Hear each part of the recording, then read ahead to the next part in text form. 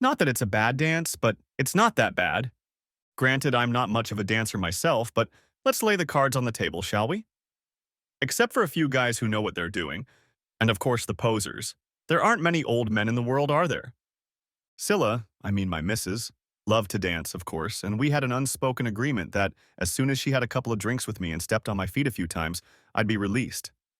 Then I could resume my acquaintance with the bar and the liquid delights behind it, and she could go dancing with her buddies or other guys if she wanted to. Wait a minute. I know what you're thinking, and you couldn't be more wrong.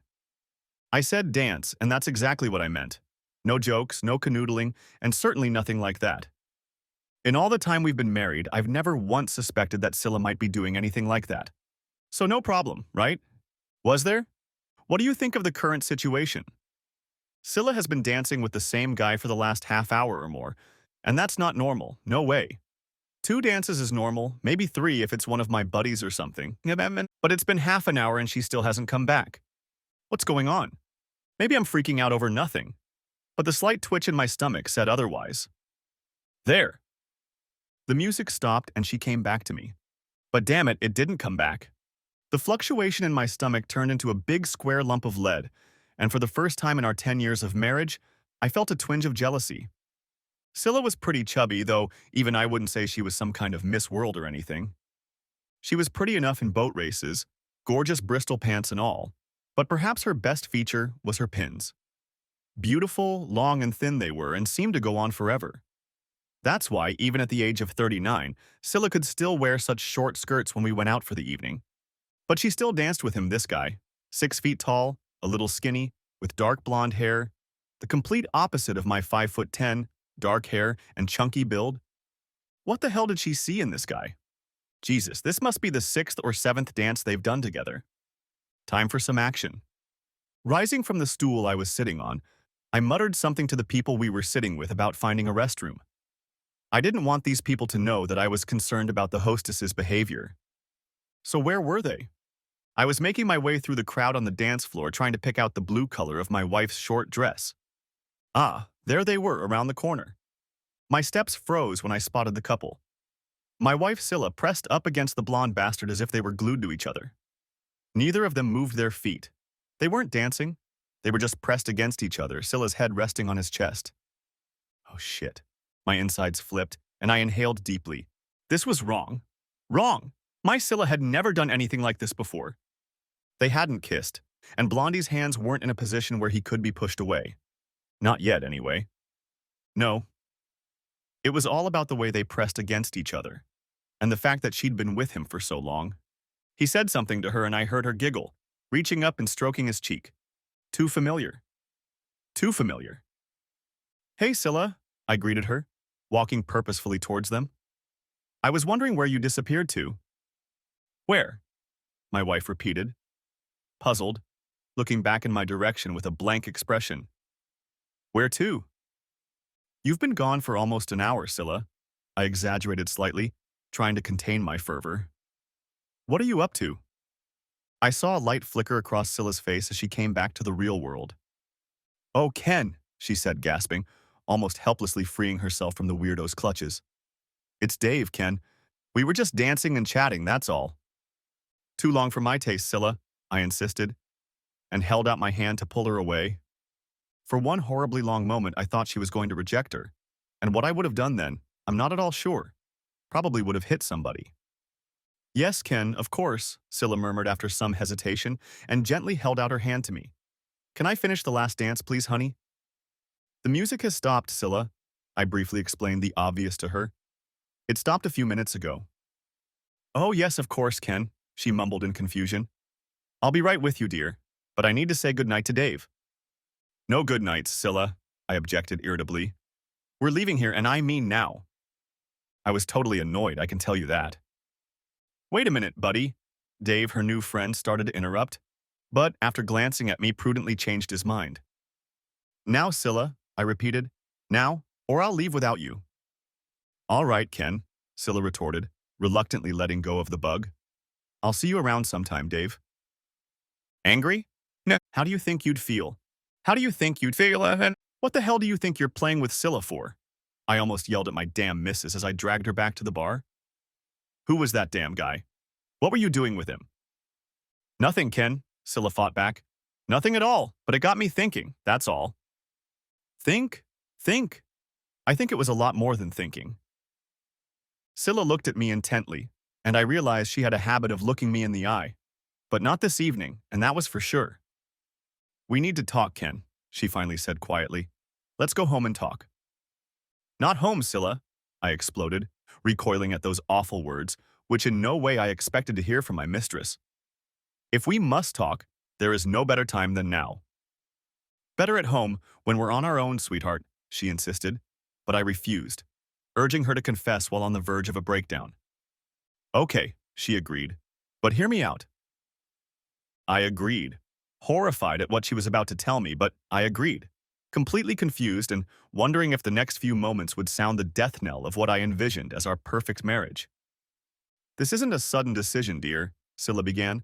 I've been mulling it over for a month or more, but the time has come, and I've decided to fulfill the promise you made to me. Promise? What the hell kind of promise? I never promised you that you could pursue a relationship with another man. The night before our wedding, Scylla reminded me, you made me a promise and the time has come, darling. What promise? I muttered, suddenly feeling very, very empty inside. I don't remember any promise. But I lied. Oh God, how I'd lied. I'd made her a promise just like she'd said, even though I'd put it out of my mind a long time ago. I think you remember, Ken, Scylla said quietly, avoiding my gaze. I'm sorry, darling, and I don't want to hurt you. I'm turning 40 in a few months, but as much as I love you, I think it's time. Oh shit, for Chris's sake. How could I make a promise like that? Let's go back a few years, shall we? That night I met my Scylla for the first time. We, of course, were at a small jazz club in South London, though at the time neither of us knew the other was there. There was a break in the music and the people around me stood up to refill their drinks. How do I get rid of him, Anne? I heard a pretty young woman standing directly in front of me address her friend. I don't mean to be rude, but I really don't like him. Well, he went to buy us drinks, Scylla, her friend told her. We can just leave without saying anything. I can't do that to him, the pretty blonde with long legs told her friend. It's not that he's horrible or annoying or anything. I just don't like him. I looked at the girl and glanced twice at the long, slender leg that was sticking out from under the hem of her miniskirt. Maybe I could help a girl with a pair of stilettos like that. I must say that at the time I had been divorced from my first mistress for 2 years, and all I could say was that I spent time with the ladies. Hello, you two, I murmured, leaning forward between them. May I offer my services?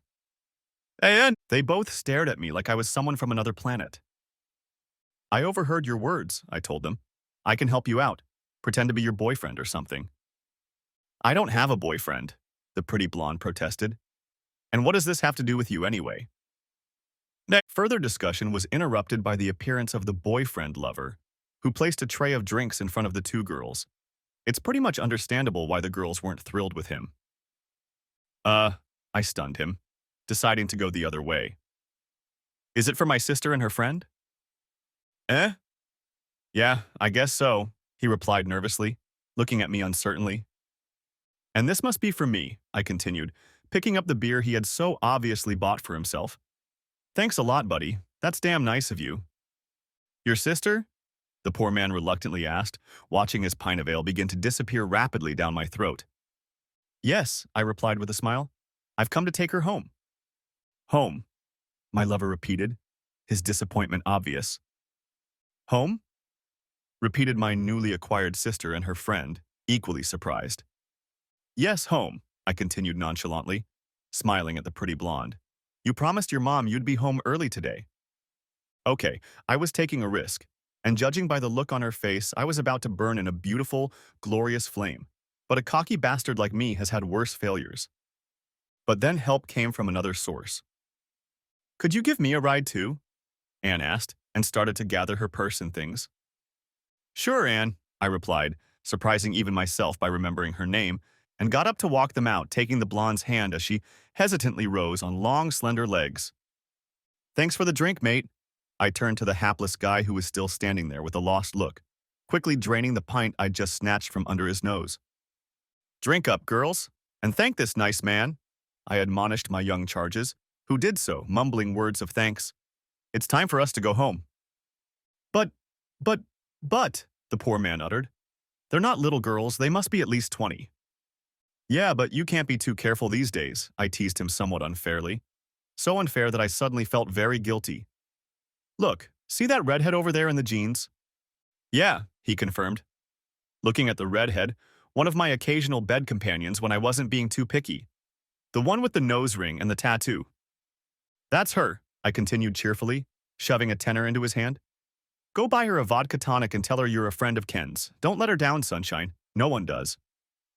Vodka and tonic, he repeated, slightly puzzled by the unexpected turn of events. There you go, I said, clapping him on the shoulder. Have one for yourself, too, now that you've got it. With those words, I led the two giggling girls away from the table, not wanting to look back. You cheeky bloodsucker, Anne laughed as we walked out the door. You pinched the poor man's beer.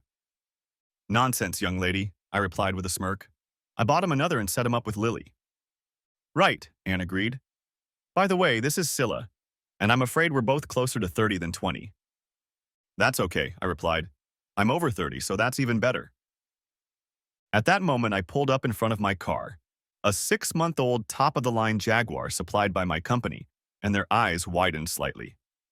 Damn, so that's what I'd bought it for. After all, I was their best salesman. Well, ladies, what's up? I asked them. Are you two going to mind your own business, or are we going to go get another drink? We will, Ken. We definitely will, Scylla purred, hardly the first words she uttered. Anne looked at Jaguar, then at me, then agreed, and we set off merrily on our way. Next chapter. The rest of the evening went well, and the three of us had a lot of fun. They discovered that I couldn't dance for peanuts, but that I was good company, and I discovered that they were not only cute, but smart. What surprised me was that at some stage Scylla became religious and went abroad as a volunteer straight after university. She didn't specify why, but she became disillusioned with this life in her church and only recently returned to the UK. This didn't alarm me. I've never been particularly keen on religion. A few very pleasant hours passed, and we decided to end the evening by going back to our Jag, and I began to ponder where the evening would go next. They were both very attractive girls, and I didn't have to think long about which one I should stay with. Could you give me a ride first, please, Ken? Anne spoke up, somewhat preempting my suggestions. It's on the way to Scylla's. Well, it seemed to be settled. We pulled up to Anne's house, and I jumped out of the car to open the door for her, acting the mature gentleman. I walked her to the front door and went to say good night. For goodness sake, I almost shook her hand. Thanks for the evening and everything else, Ken. Anne smiled and kissed me. Horror. What's going on, Anne? I asked, pleased but puzzled by her unexpected behavior. Why the hell did you first ask me for a ride and then start kissing me like that? Glad you asked, Ken, she replied sadly. But the last time you came to the bar, we flipped a coin and Scylla won. Oh, I'm not often at a loss for words. Be careful with her, Ken. She leads a bit of a withdrawn life and isn't very experienced. Oh dear. Maybe I've been won over by the wrong girl. If it doesn't work out, don't forget about me, Anne finished, and with one last smile, stuck her tongue out, wrinkled her nose, and disappeared through the front door. We'll see, I thought. We'll see how the rest of my evening goes. That was it. Back to Scylla's. I jumped back into my Jaguar, started the engine, and drove sportingly down the road, skillfully shifting gears, weaving through the traffic, trying to imagine myself as Sterling Moss or Jason Button. Between you and me, it was done quite skillfully, and just what was needed to impress a girl. Ken, you've got the wrong direction, Scylla said to me with a laugh. These girls know how to put you in your place, don't they? 15 minutes later, however, I was already parking in front of her building, walking up the stairs, entering her apartment, and sitting on her couch with a drink in my hand. Not bad. Sorry, I meant to say not bad. So you don't have a steady boyfriend at the moment? I asked, confident I was on safe ground. Ken hasn't had any boyfriends for an awfully long time, Scylla replied wistfully. I had a couple of very casual liaisons at university, and since then I've been in Africa. And as a volunteer, that was frowned upon. So what went wrong then? I asked. I don't want to talk about it, she replied a little too sharply. But those who made the rules didn't always know how to stick to them in their personal lives. And that was about all I could get out of her on the subject. Second, I hope you don't think you'll end up in my bed tonight, Ken. My lovely companion continued with a smile. I hadn't thought of that, Scylla, I replied, feigning hurt and innocence. But since you brought it up, I left the comment unfinished and she said I had no chance. No chance at all. Half an hour later, I was lying in her bed. But had I really done the dirty deed? No. And the next night, too. And the third night, too. To cut this long story a little shorter, Scylla agreed to marry me after about 10 months, by which time we were living together. And so it came to pass. Anne was to be her maid of honor, and my buddy Alf was to be her best man on the grounds that he could tell jokes better than any of my other close friends. Scylla's parents were delighted that their eldest daughter had finally found a man, and one who had already made a name for himself in the world. And my parents instantly fell in love with their future daughter-in-law. It's important to note that I wasn't just attracted to fun, and I didn't make the same mistake I did in my first marriage. No. Scylla and I already had many interests in common, and we had already tried several of them with great success. No, I didn't become a church regular, but I went to services a few times and even happily agreed to a church wedding. Everyone was happy and everything was perfect. Nothing could go wrong on this wonderful day.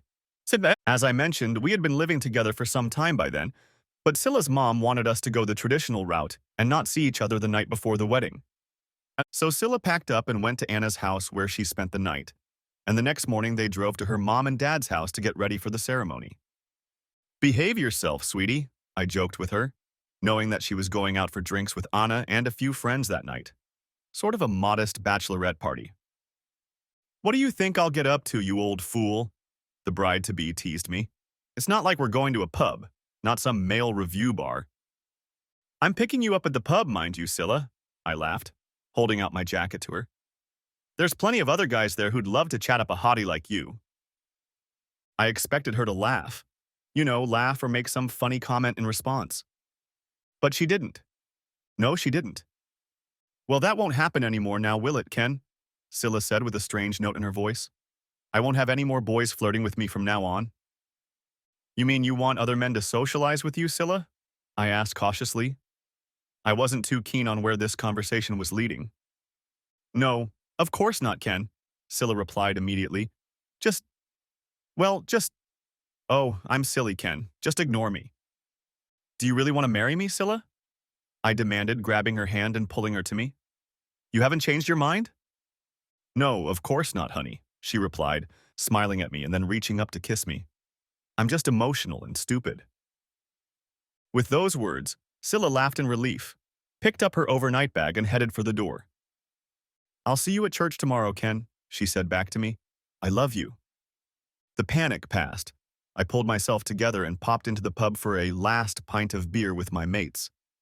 I'd already had a stag party a few nights before, and remembering the state I was in after my first stag party before my previous marriage, I toned it down a bit. The evening passed pleasantly enough. Mostly we chatted about Arsenal's recent brilliant win over Chelsea, how unlucky we were not to score a sixth goal, and how 2 penalties that the blind referee had somehow missed could have made the score 8. By the time I got back to our house quite late, I had forgotten about that little spat with Scylla and was looking forward to a cup of tea in bed. Dring, dring, dring, dring, dring, dring, dring, dring, dring, dring. The damn phone greeted me as I walked through the door. Hello, Ken Thompson. Thank God you're finally here, Anne greeted me. This is the 3rd time I've called. What's wrong, Anne? I asked, immediately worried about what had happened. Is Scylla all right? She's fine, Ken, but you'd better get here as soon as possible. Why? What happened? I shrieked in alarm. Has there been an accident? No, not an accident, replied Anne. But you need to come and deal with Scylla if you still want to get married in the morning. My stomach rumbled. Deal with Scylla? What the hell happened at her bachelorette party, for heaven's sake? As you can imagine, my thoughts went to the obvious. What the hell had she done and with whom? But Anne didn't probe further and insisted I put on my skates and go to her place. My brain worked overtime, breaking more speed limits than it should have as I raced the 5 miles to Anne's little apartment. What happened? What happened? Where's Scylla? Is she all right? She hasn't done anything stupid, has she? I peppered Anne with questions from the moment she opened the door for me, and only stopped when she handed me a cup of tea. Unless you're British, It's hard to explain the multifaceted power of a cup of tea. She's fine, Ken. I promise you, Anne finally admitted when I calmed down. She's in my bedroom and she's crying. Oh God, no, I muttered, assuming the worst and wondering what kind of boyfriend she had gotten and what they were doing. Tell me honestly, Anne, I'm begging you. How bad is it? What has Scylla done? Not so much what she's done, Ken, she answered quietly. Rather what she hasn't done. I could tell by the look in my eyes that I had no idea what she was talking about. Ken, Anne began slowly, not knowing how to explain. Ever since we got here, we've had guys hitting on us all the time in the pub. 8 girls like us, dressed to the hilt, so I suppose they might well have thought we were tipsy. So what did Scylla do to Anne? I demanded. Please, just tell me. I'm sure I can forgive her. It wasn't her, Ken, Anne continued. It was all of us. Well, everyone except June and Tina. June and Tina, I repeated, puzzled. Why were they any different? They're married to Ken and they don't mess around. I stared at her stupidly. It really didn't make any sense. Ken, she said rather loudly, like I was fat. We were all flirting with these guys and having a good time dancing and making out until we fell over. And Scylla? No, Scylla just sat there and turned down offers to dance and everything else. I still don't understand, I protested weakly. Oh, you men are so silly, Anne continued. Don't you realize that we were all having a great time flirting and talking and everything? I let one guy touch me on the dance floor right in front of everyone for a laugh, and those 2 sluts, Marcy and Judy, went off with a couple in the parking lot. I'm sorry, Anne, but I'm still at a loss. She missed all the fun, Ken, Anne said, frowning. Don't you see? You're actually the first real man she's ever dated. And it suddenly occurred to her that she could never know what playing the field was all about. Oh, shit. My thoughts went back to how horny she was before she left the house. I put 2 and 2 together, got 5, and felt myself starting to feel nauseous as I realized that what Anne was saying could be true. Oh, shit. We chatted some more, Anne filling me in on exactly what had happened and what Scylla had said.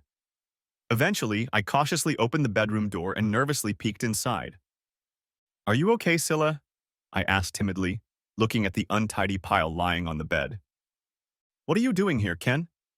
She half sobbed in response. Please go away. Not until we deal with this, honey, I insisted. There's nothing to deal with, Ken, she muttered.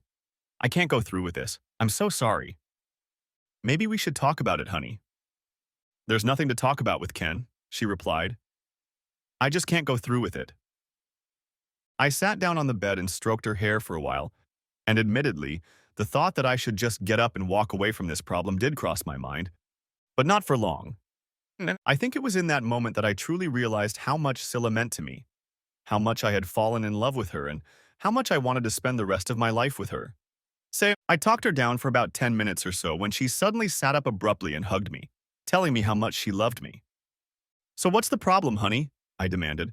We love each other, so let's get married. But, but, what? I laughed, trying to lighten the mood. But you're the only man I've ever been with, Ken, Scylla sobbed pitifully. What if? Well, you know. You mean you want to go to bed with someone else, Scylla? I asked, not knowing what to say, not knowing what she was thinking. Of course not, silly, Scylla replied, trying to grin. We don't have anyone else and never have. So what's the problem, sweetheart? What if one day comes? What if I need to know how another man feels inside me like Ken? What then? What then? What then? Is that your only problem, Scylla? I asked softly, kissing her cheek lightly. Yes, Ken, but it's not the only problem, is it? Not at all, Scylla, I replied confidently, a completely stupid thought popping into my slightly beer-stupefied head. Scylla looked at me with a puzzled expression, nearly breaking my heart with the innocent hope that shone in her eyes. As a wedding gift, I'll give you a get-out-of-jail-free card, I told her, referring to the game of Monopoly we often played. One slip up with some other guy and I'll forgive you. How about this? You don't mean Ken, Scylla flinched. You can't. But I want to, honey, I continued, perhaps a little carried away by the theatricality of the whole situation.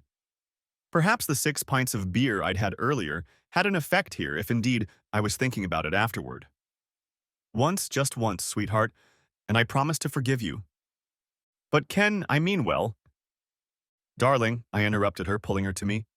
I intend to love you and adore you for the rest of your life, and you'll be so happy in bed that you'll never be tempted. So that's not a problem for me. Oh, Ken. Oh, Scylla. I don't know exactly where Anne slept that night, but certainly not in that bed. And the next day, Scylla and I were married as planned and became Mr. and Mrs. Thompson, with her mother completely unaware that her daughter had spent half the night getting ready for her honeymoon. So, many years have passed, and I can honestly say that our marriage has been as good as you can imagine. 2 children, a boy and a girl, and 2 of the best little ones anyone could ever wish for. For the first few years, we occasionally brought up my promise when we were drinking or feeling a bit prudish, but it was always a lot of fun. At least I always thought it was. But for years, the topic wasn't even mentioned, was all but forgotten, practically extinct. And then that dance came to mind, and my nightmare appeared in all its glory. Oh, damn it, damn it! What the hell was I going to do? Said, I think we'd better go home and talk things over like I suggested, Ken, Scylla whispered, taking my hand and really taking matters into her own hands, guiding me towards the exit. I'm sorry, darling, but it's all been building up inside me and there's no way it's going away. In a daze, I let myself be led out of the club and back to our car. I didn't even know how to drive, and anyway, Scylla left me no choice, sitting me behind the wheel and turning on the ignition. It won't be that bad, honey, she told me, oh so gently. We'll work it out between us, and I promise it'll be okay. I wasn't sure about that, but I was so focused on holding back my tears that I couldn't answer. Back at my house, a more luxurious apartment than the one I had when we first met, we walked in. I was still in a daze, and paid the babysitter. Well, Ken, my loving wife began, are you ready to discuss this, dear, or shall we leave it until tomorrow? Won't you change your mind tomorrow, Scylla? I asked. No, she answered firmly. I am very sorry, but I've already made up my mind. Then we'd better talk about it now, I suppose, Scylla. But for heaven's sake, stop apologizing all the time. All right, Ken, Scylla replied calmly. I'm very sorry. For God's sake, stop apologizing, I shouted at her. I can't stand it. Yes, I'm sorry, Ken, Scylla sighed, looking at me anxiously. I'm sorry, but there's nothing I can do about it. Screw this, I shouted, finally losing my temper. I'm going to bed. Do whatever you want. Well, no solution, is there? All I was doing was delaying the dreaded moment of truth. Although Scylla retained the same innocence that first attracted me, I knew she also had a strength of character that didn't tolerate bickering. I wasn't going to just stand by and let her overstep her bounds, let her get her way without a fight. But I made a promise. A lot of water had flowed off the bridge since then, but a promise is a promise. My mood plummeted when I realized that my marriage was on the precipice of a precipice. We've raised our children to be trustworthy, honorable, obedient, and all that. And here I am at a crossroads, and the person I love more than anything in the world is asking me to keep a promise I made to her. Oh, for crying out loud. Oh, damn it. The next morning was Sunday, and although Scylla still went to church often, she decided not to go this day. I spent the night tossing and turning, and at some point my wife got up, unable to sleep from my constant movement, and went to the spare bed. I knew she needed more sleep than anyone else, but I wasn't the least bit encouraged. A full English breakfast was waiting for me when I came downstairs, and that was enough to know that her speech the night before had been planned. I only received such favor on special occasions, and I suppose to inform me that she was going to cheat on me was considered special, even in Scylla's brain. Where are the children? I asked Scylla, noticing the unusual silence in the house. They've gone out with Ted and Andrea for the day, Scylla answered me. They won't be back until tonight. I looked up at her, even stared at her, but she lowered her gaze, clearly very embarrassed. You've got it all planned out, Scylla, haven't you? I asked. Yes, she murmured quietly. I'm sorry, I didn't mean to say sorry.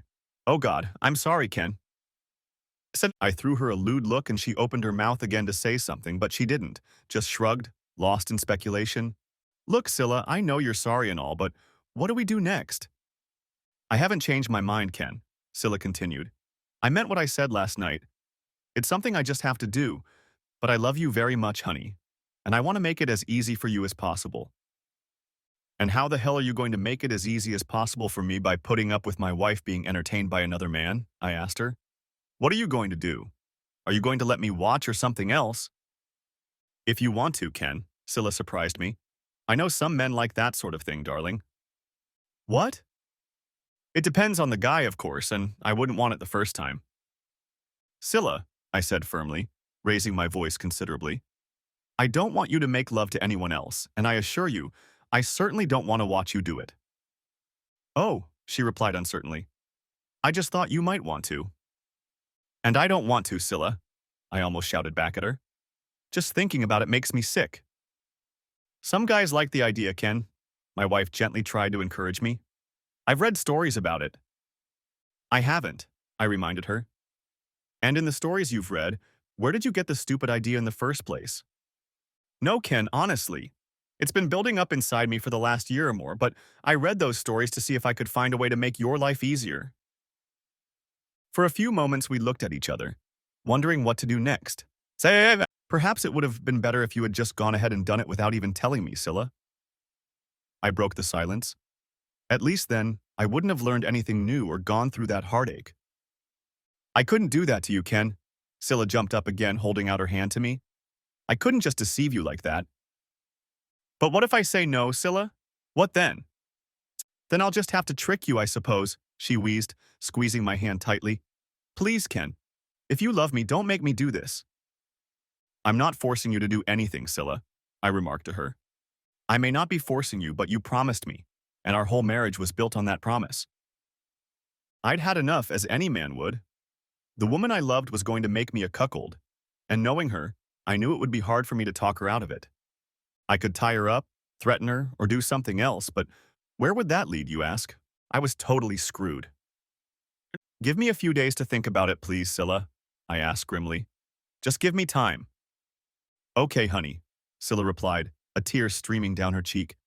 But please don't drag this out too long.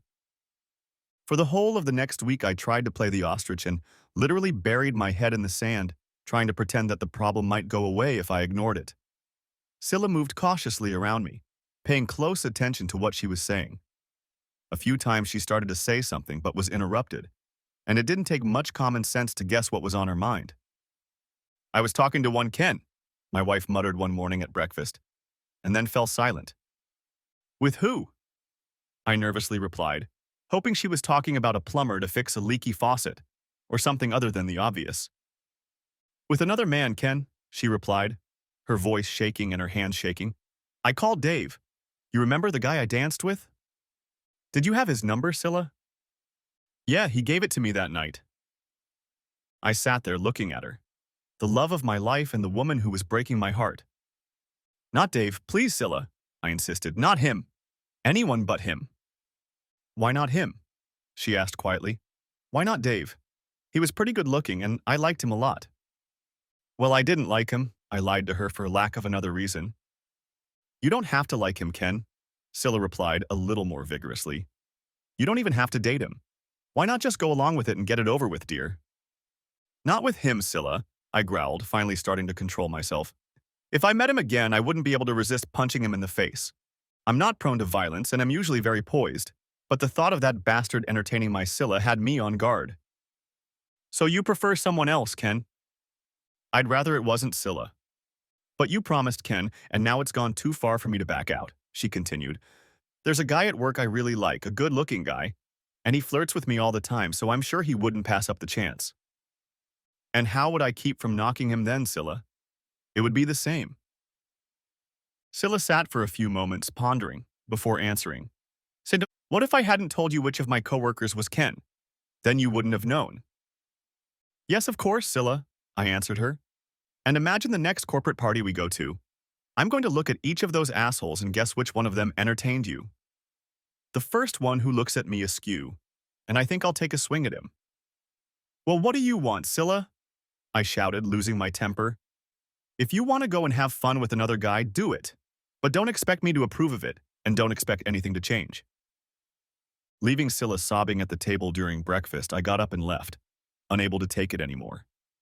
We didn't talk about anything for the next few days, but our relationship began to crumble. Although we never once had a fight, we were constantly snapping at each other, and the kids didn't immediately realize something was wrong.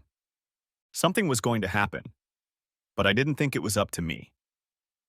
Can we talk, please, Ken? Scylla asked when I got home from work on about the fifth day. We can't go on like this, darling. Okay, I agreed, not hoping she'd finally come to her senses. The promise you made to me all those years ago, Ken, Scylla began confidently enough. When you gave it to me that night, I realized what you really meant. Scylla stopped and looked at me with tears in her eyes, testing what my reaction would be, but all I could do was shrug unresponsively and my stomach churned. I really believed what you promised me, Ken, that if the time came, you would allow me one little fling with another man. It relieved me of all my worries, and perhaps, for the first time, I realized that you really loved me as much as I loved you. You had to do it to make that kind of commitment. And then came the moment when everything went to shit. Now you're saying you didn't mean Ken? Are you saying you lied to me to convince me to marry you and that our entire marriage is built on lies? Oh, shit. I didn't lie, Scylla. I struggled to explain, not knowing myself what I was thinking at that moment. I could hardly admit that I was half pissed off that night after what she had just said. I'm serious, but I just didn't think there would ever come a time when you'd ask. I guess I didn't think about the consequences. Well, the time has come, Ken, Scylla said slowly. I'm sorry, darling, but I just need to find out what another man is like while I'm still young and attractive enough. By this time, we both had tears streaming down our faces, but Scylla wasn't backing down, and neither was I.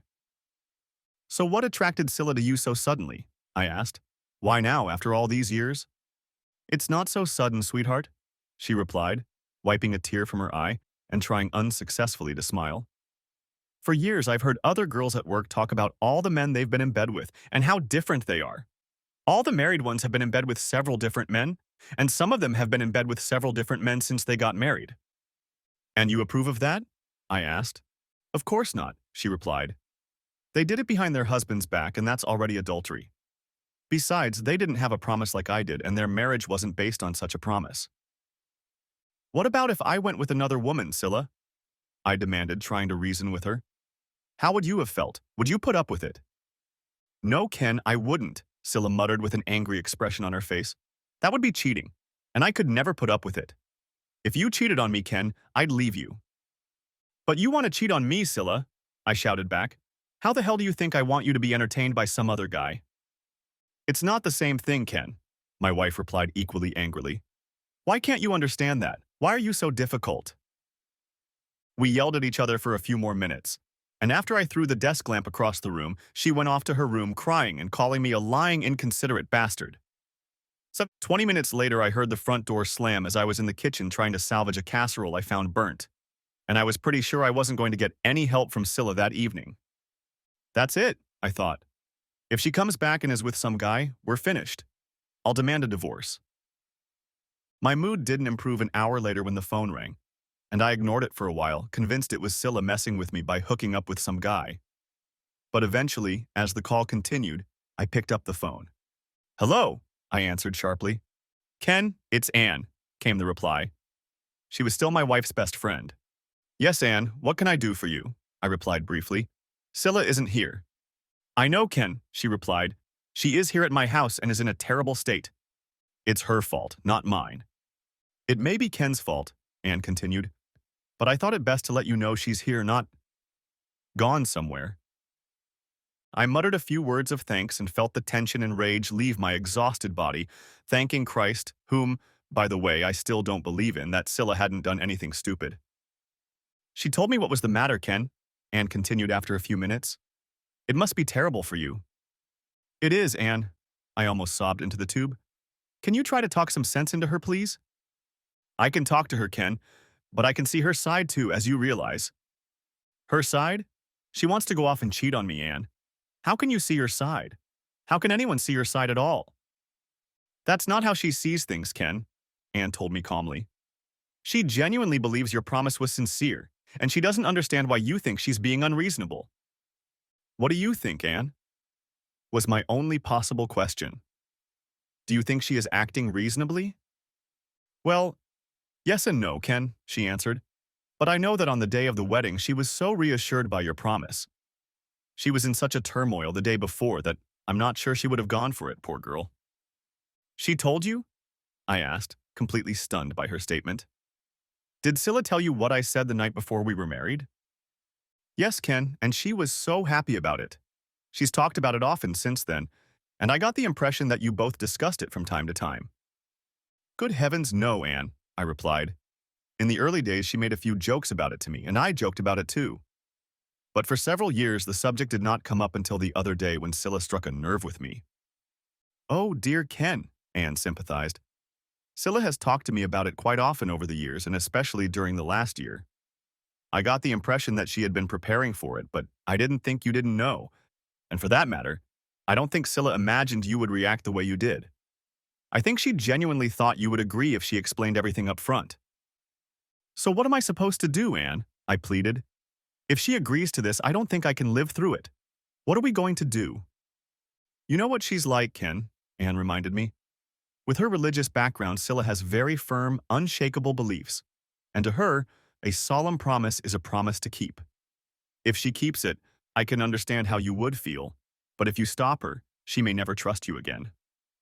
So my marriage is over no matter what I do, I complained unhappily, not knowing what to do next. I'm adrift without a paddle. You could try going to counseling, Anne suggested. You know, one of those marriage helpers. 7. And where the hell am I going to find such a counselor on short notice, Anne? It seems to me that Scylla isn't going to stick around much longer. That's right, Ken. Scylla's just ready to climb a lamppost for this. She still loves you, but she feels like you're being unfair, like you're cheating her of something. Oh God, I can't win, can I? Maybe I could help, Ken, Anne interjected. I've known you both for a while now. It was like grasping at straws, but I accepted her offer, agreeing to have Scylla stay the night at Anne's house, and the next day they returned to our house for a sort of war council. I can say I wasn't looking forward to it. Hi, Ken, Anne exclaimed as they entered the house. Hi, honey, Scylla added, much more reservedly. We hesitated, not knowing whether to enclose each other in a welcoming embrace. Eventually, I took her in my arms to kiss her, but she turned her cheek to me. Hell of a start, I remarked angrily, pushing her away from me. I'm sorry, honey, she replied. I don't know what made me do that. Stop fighting, Anne told us, taking matters into her own hands. Ken is sitting here, and Scylla is over there. Anne briefly outlined the situation as she saw it, and Scylla sat looking unhappy, but perhaps not as unhappy as I was. Then she let us both have our say.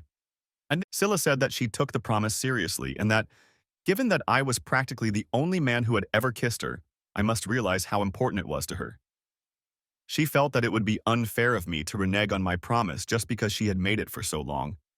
She was still very much in love with me, although my behavior over the past few days had shocked her somewhat, and she questioned whether I really still loved her. In the end, it's just entertainment, she finished, just to see how another man feels.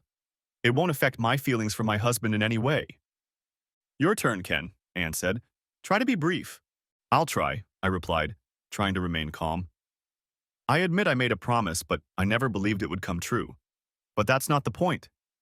The thought of another man making love to my wife makes me nauseous. If you want me to, I've changed my mind, and I won't stand by and accept what you want to do. I shut up before I said something stupid, immediately regretting not telling her I still loved her. Then I'm just obsessed, Scylla objected. You can't bear the thought of another man taking advantage of your precious bloody property. It's not fair, Scylla, Anne intervened before I could stick my paddle in again. I think you owe Ken an apology. He doesn't want me to apologize. That's what he told me, she replied. And the situation spiraled out of control again as I couldn't resist calling her a stupid cow for her stupid remark. Shut up, you two, Anne reassured us. If you're going to keep this up, you'd better get a divorce. Divorce. Divorce, Scylla sobbed, jumping to her feet. I don't want a divorce. I love Ken and I don't want to leave him. Then sit down and shut up, Scylla, Anne told her. Or that's exactly where you might end up. Having calmed down at least partially, Anne continued. Is there any way you can agree with this, Ken? She asked me. Just once? I can't imagine a single time, Anne, I told her. How do I know that one time will be enough for her? That's a good question, Ken, Anne replied. Have you thought about it, Scylla? No, not really, she murmured in reply. But it would be just for fun, and only once, just as he promised me. And what if you had developed feelings for another guy, Scylla? Anne went on. But I wouldn't, Anne. It would only be once and only for fun. It's not a preliminary evening with a candlelit dinner, Scylla, Anne went on. No hugging and kissing and all that nonsense. I don't find that very attractive, Scylla. Scylla dropped her face into her hands and thought for a moment before answering. Well, yes, I guess I was expecting a bit of romance. It wouldn't have been very enjoyable without it. So it's a quick dinner, pawing in the parking lot and then going back to his house to snuggle in bed? I threw sarcastically, sliding the knife in. No, no, Scylla sobbed. Not like that at all. I want a man to romanticize me and spend time trying to seduce me. You've read too many damn magazine articles, you stupid woman, I replied. That's not fair, Ken, Anne interrupted.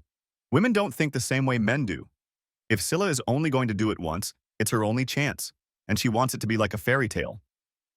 And then go back to boring old me, you mean? Snapped I angrily, and we all sat there looking at each other. And continue living a boring life like you used to. Is that your main problem, Ken?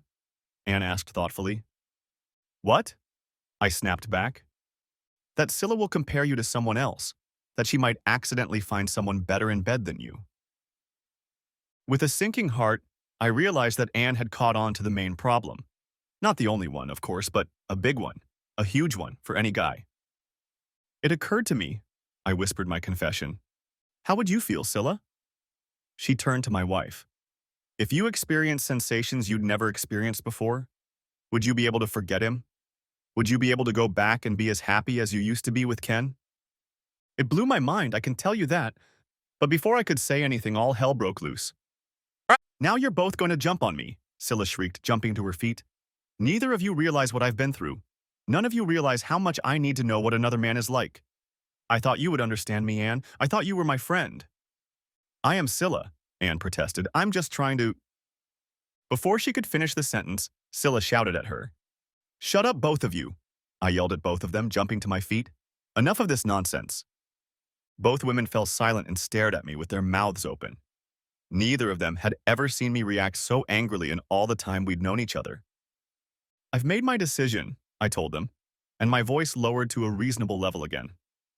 I'm not putting Ken off, Scylla snorted. You promised. Yes, I promised, I confirmed, looking her straight in the eye. And we've always raised our children to keep their promises. So if it's that important to you, Scylla, I'll keep mine. There was a stunned silence. They both stared at me in amazement, hardly believing what they had just heard. Oh, shit, Anne muttered. Are you serious, dear? Scylla asked cautiously. You really mean it? Yes, Scylla, I am serious, I replied, with far more confidence than I felt. You want to have fun with another guy, Scylla? Then go ahead and do it. Enjoy yourself. Have a hell of a lot of fun with it. And you're okay with that? Scylla asked, bewildered. Of course he bloody minds, Scylla, Anne cut in before I could answer. He hates the very idea of it. Stop torturing him. But you'll let me do it, my wife tried to assure me. Yes, I said I would allow it. And will you forgive me after that, dear? That's what I promised you, isn't it? But why Ken? She asked. Why did you change your mind so suddenly? Because I suddenly remembered how much I love you, Scylla. That made her perk up a little. Do you really love me enough to let me have fun with another man and forgive me, honey? Scylla shuddered, and a new tear ran down her cheek. And you're still going to love me after this?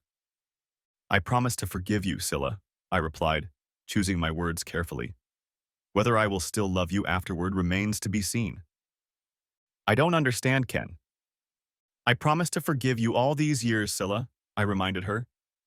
But I didn't, and couldn't promise that I would continue to love you. It's simply impossible to promise something like that. How do I know how I'll feel when you come back to me after sleeping with some other guy? That was it. I had played my trump card and could foresee how it would turn out, but Scylla didn't realize it yet. I'll make this quick, Ken, I promise you, darling, she said softly. Just this once, I promise you. Take your time, Scylla, I replied calmly. Take your time. Maybe you'll find that guy, Dave, that you liked, if you want to. Have a real romance. Spend as much time as you want and put it all out of your mind. And you're okay with that? Scylla asked, her face creased. She was beginning to worry, but not that worried yet. I didn't say I was okay with it. I just said I'll forgive you. But don't you dare tell me about it. About who it is. where you're meeting him, how good the entertainment is. I don't want to know anything about it, ever. Just tell me when it's over, however long it takes, and we'll see how we feel about each other and if we have a future together. After I've officially forgiven you, of course.